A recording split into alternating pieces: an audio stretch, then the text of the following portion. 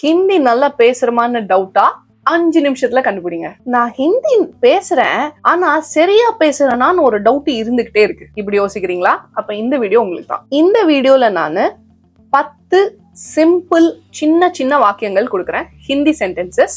நீங்க அந்த சென்டென்சஸ பார்த்துட்டு அதுல ஏதாவது தப்பு கண்டுபிடிக்க முடியுதா, இல்ல நான் சொல்ற மாதிரி தான் நீங்க அதை சொல்லிட்டு இருக்கீங்களா, உங்களோட ப்ரொனன்சியேஷன் சரியா இருக்கா அப்படிங்கறத செக் பண்ணிக்கோங்க. நம்ம பார்க்க போற 10 சென்டென்சஸோட மீனிங் புரிஞ்சுதா? என்ன கிராமர் நான் யூஸ் பண்ணிருக்கேங்கிறத கண்டுபிடிக்க முடிஞ்சதா? உங்க டூத் பேஸ்ட்ல உப்பு இருக்கா? கொஞ்சம் அமைதியா தான் இருங்களேன் பிரியா மிஸ், டென்ஷன் பண்ணாதீங்க. சாரி. ஓகே, நம்ம பார்க்க போற 10 சென்டென்சஸ்ல ப்ரொனன்சியேஷன் மிஸ்டேக் நீங்க பண்ணிட்டு இருந்தீங்கன்னா, இல்ல மீனிங்கோ கிராமரோ உங்களோடது தப்பா இருந்தா 0 மார்க் போட்டுக்கோங்க. ப்ரொனன்சியேஷன், கிராமர், மீனிங் மூணுமே ஓகேன்னா 1 மார்க் போட்டுக்கோங்க. 10 out of 10 வாங்கிட்டீங்கன்னா நீங்க ஹிந்தில டாப்ல போயிட்டு இருக்கீங்கன்னு அர்த்தம். சரி, ஆரம்பிக்கலாமா? கேசே ஹோ, எப்படி இருக்கீங்க அப்படின்னு கேட்கறதுக்கு இதை நம்ம யூஸ் பண்ணுவோம். கேசே ஹோ உங்களுக்கு தெரிஞ்சிருக்கும், பட் இதுல நீங்க உச்சரிப்புல ஒரு தப்பு பண்ணுவீங்க. அது பண்றீங்களான்னு பாருங்க. கைசே அப்படின்னு சொல்லக்கூடாது, கேசே அப்படின்னு சொல்லக்கூடாது. அதாவது கையும் யூஸ் பண்ணக்கூடாது, கேவும் யூஸ் பண்ணக்கூடாது. கண்டுபிடிச்சிட்டேன், கைசே. அதுவும் தப்பு. காவும் சொல்லக்கூடாது, கேவும் சொல்லக்கூடாது, கையும் சொல்லக்கூடாது. அப்ப என்னதான் சொல்றது? ஏய் அப்படின்னு சொல்லணும். ஏய், ஏய்னு வருது பாருங்க, அந்த மாதிரி கேசே அப்படி சொல்லணும். ஓ, ஏயா, இது முன்னாடியே சொல்லிருக்க வேண்டியதானே. ஏய் எப்படி இருக்க, ஏய் எப்படி இருக்க, ஏய் கேசே ஹோ. கரெக்டா? ஐயோ, நியூசன்ஸ் பண்ணாதீங்க பிரியா மிஸ். கேன்சர்ல வர்ற கேசே, கேன்சர் சொல்லும் போது ஒரு கே சொல்றோம்ல, அந்த கேசே. நீங்க கரெக்டா தான் சொல்லிட்டு இருக்கீங்க அப்படின்னா 1 மார்க் போட்டுக்கோங்க. Be honest. செகண்ட் குவிஸ் பார்த்துடலாமா? முझे ஷாப்பிங் கோ ஜானா ஹை. இது எல்லாம் கரெக்டா இருக்கா, இல்ல எதுல ஏதாவது தப்பு இருக்கான்னு நல்லா கவனிச்சு பாருங்க. கரெக்டா கண்டுபிடிச்சிருந்தீங்கன்னா உங்களுக்கு 1 மார்க் நீங்க போட்டுக்கலாம்.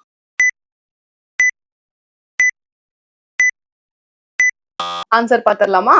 ஷாப்பிங் கோன்னு வராது, வெறும் ஷாப்பிங் தான் வரும். ஒரு டெஸ்டினேஷன், இந்த இடத்துக்கு போகணும் அப்படின்னு நீங்க சொல்லும் போது அந்த இடத்தோட, அந்த டெஸ்டினேஷனோட சேர்த்த மாதிரி கோ தேவையில்லை. முझे ஷாப்பிங் ஜானா ஹை, எனக்கு ஷாப்பிங் போகணும். இப்போ இந்த ஸ்டேட்மெண்ட் கரெக்டா இல்லையான்னு பாருங்க. மே ठीक है, அதாவது நான் நல்லா இருக்கேன் அப்படின்னு சொல்ல வர்றதுக்கு இப்படி சொல்லலாமான்னு யோசிங்க.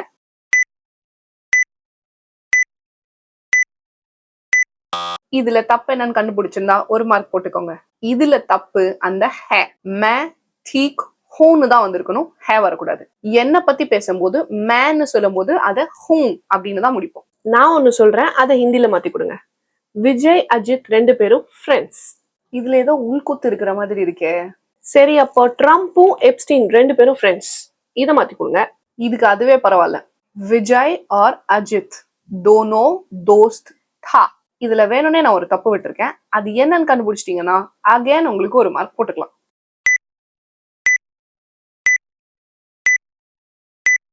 கடைசியா தா போட்டு முடிச்சோம் இல்லையா, அங்கதான் பிரச்சனை. மத்தது எல்லாமே கரெக்ட். ஏன் தா போடக்கூடாது? 2 பேரை பத்தி பேசியிருக்கோம், பன்மையில பேசியிருக்கோம், ப்ளூரலா. அப்போ தே போட்டு தான் முடிச்சிருக்கணும். விஜய் ஆர் அஜித் தோனோ, விஜய்க்கு அப்புறம் ஒரு ஆர் போட்டிருக்கீங்க, அது அப்புறம் அண்ட் கூட அப்படிங்கிற பொருள் வரும். விஜய் ஆர் அஜித் அப்படின்னா இவங்க 2 பேரும் போத் அப்படிங்கிற அர்த்தம் வரும். தோனோ அதேதான், போத் 2 பேரும்.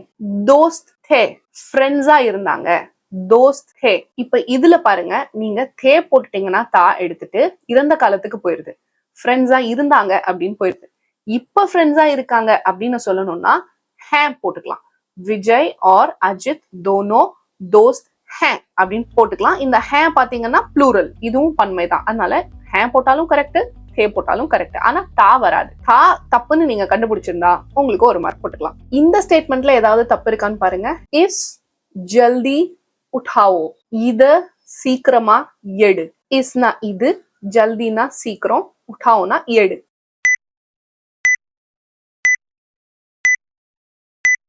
தப்பு இருக்குன்னு கண்டுபிடிச்சிருந்தீங்கன்னா சூப்பர், ஃபுல் மார்க்ஸ். ஏன்னா இசுங்கிறத நீங்க இசே இல்லைன்னா இஸ்கோன்னு மாத்திருக்கணும். இதை எடு அப்படின்னு மாத்திருக்கணும். ஏன்னா இசுன்னு மட்டும் வச்சிருந்தா அது இது அப்படிங்கிற பொருள் மட்டும் தான் வரும். இசே ஜல்தி உठाओ இல்லைன்னா இஸ்கோ ஜல்தி உठाओ. இதை சீக்கிரமாக எடு. இந்த ஸ்டேட்மெண்ட்லயும் உங்களுக்கு மார்க் போட்டுடலாமா? 0வா 1ஆன்னு பாத்துடலாமா? வண்டி இல்லனா கார் ஓட்டு அப்படின்னு சொல்றதுக்கு காடி சலோ.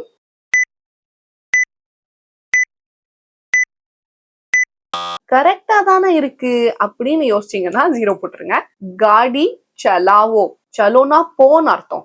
ஓட்டு அப்படின்னா உன்னை கண்ட்ரோல் பண்ணு அப்படிங்கும் போது சலாவோ அப்படின்னு தான் வரும். காடி சலாவோ. वो काम कर रहा हूं. அவன் வேலை செய்து கொண்டிருக்கிறான் அப்படின்னு இருக்கு. இதுல ஏதாவது தப்பு இருக்கான்னு ஒரு செகண்ட் டைம் தர கண்டுபிடிங்க.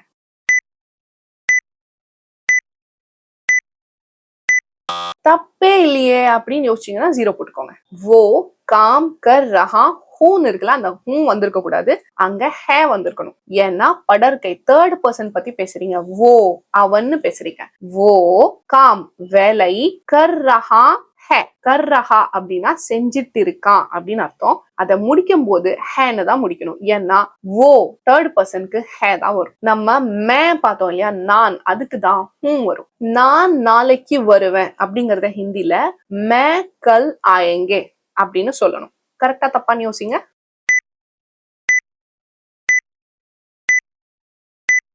ஆயேங்கே அப்படிங்கிறது பன்மை, நம்ம வருவோம் அப்படிங்கிறதுக்கு தான் அது வரும். மே கல் ஆவுங்க தான் வரும். நீங்க ஃபீமேலா இருந்தீங்க அப்படின்னா மே கல் ஆவுங்கி அப்படின்னு தான் வரும். மேனா கல்னா நாளைக்கு, ஃபியூச்சருங்கிறதுனால ஆவுங்கி ஆவுங்கா.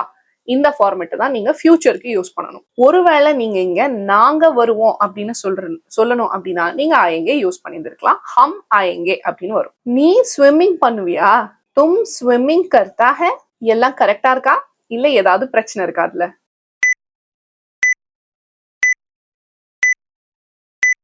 பிரச்சனை இருக்கு. ஏன்னா தும் அதாவது எதிரில் இருக்கிறவர்கிட்ட உன்னை கேட்கும் போது அந்த ஃபார்மேட் வந்து வேர்பு போட்டு வினைச்சொல் போட்டு கர்த்தே ஹோ, தே மாதிரி ஒரு ஏ மாதிரி ஒரு சவுண்ட் வந்து ஹோ வரும். தும் ஸ்விம்மிங் கர்த்தே ஹோ அப்படிதான் வரும். ஹே வராது, கர்த்தா வரவே வராது. தும் ஸ்விம்மிங் கர்த்தே ஹோ. நீ ஸ்விம்மிங் கர்த்தே அப்படின்னா பண்ணுவியா, கர் அப்படின்னா பண்றது, கர்த்தே ஹோ அப்படின்னா பண்ணுவியா அப்படின்னு அர்த்தம். சோ இங்க அந்த ஹே கர்த்தா ஹே அப்படின்னு நினைச்சுல, அதுதான் பிரச்சனை. கர்த்தே ஹோ அப்படின்னு வந்திருக்கணும். நீங்க பிக்னிக்கு வருவீங்களா அப்படின்னு கேக்குறதுக்கு ஆப் பிக்னிக் பர் आता है. நீங்க பிக்னிக்கு வருவீங்களான்னு கேக்குறீங்க. ஆப் பிக்னிக் பர் आता है கேக்குறீங்க. இது கரெக்டான்னு கொஞ்சம் யோசிங்க.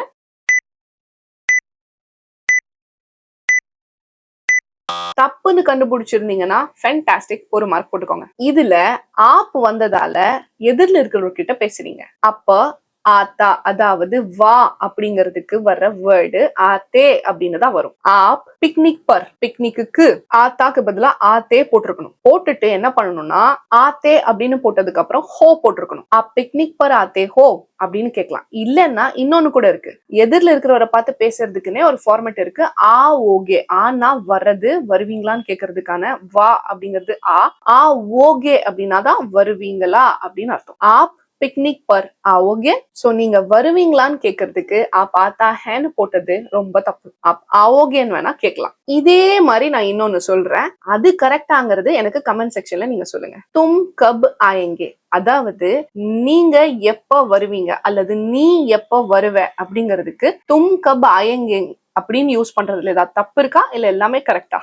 அப்படி தப்பு அப்படின்னா சரியானது என்னவோ அதை எனக்கு கமெண்ட் செக்ஷன்ல சொல்லுங்க. மறுபடியும் சொல்றேன், தும் கப் ஆயேங்கே நீங்க எப்ப வருவீங்க அல்லது நீ எப்ப வருவ செக் பண்ணுங்க. நம்ம பார்த்த 10 சென்டென்சஸ்ல உங்களோட மார்க் எவ்வளவு, 10க்கு நீங்க எவ்வளவு வாங்குனீங்க அப்படிங்கறதையும் கமெண்ட் செக்ஷன்ல சொல்லுங்க. கமெண்ட்ஸுக்கு பக்கத்துல ஹைப் இருக்கு. வீடியோ பிடிச்சிருந்தா ஹைப் பண்ணுங்க. குவிஸை கண்டிப்பா அட்டெம்ட் பண்ணுங்க. இந்த வீடியோவே உங்களுக்கு ஒரு டெஸ்ட் மாதிரி தான் இருந்திருக்கும். குவிஸையும் அட்டெம்ட் பண்ணிட்டீங்க அப்படின்னா கொஞ்சம் பெரிய டெஸ்ட் எழுதுன மாதிரி ஆயிடும். நம்ம எல்லாரும் சோசியல் மீடியாவை யூஸ் பண்ணிட்டு தான் இருக்கோம்.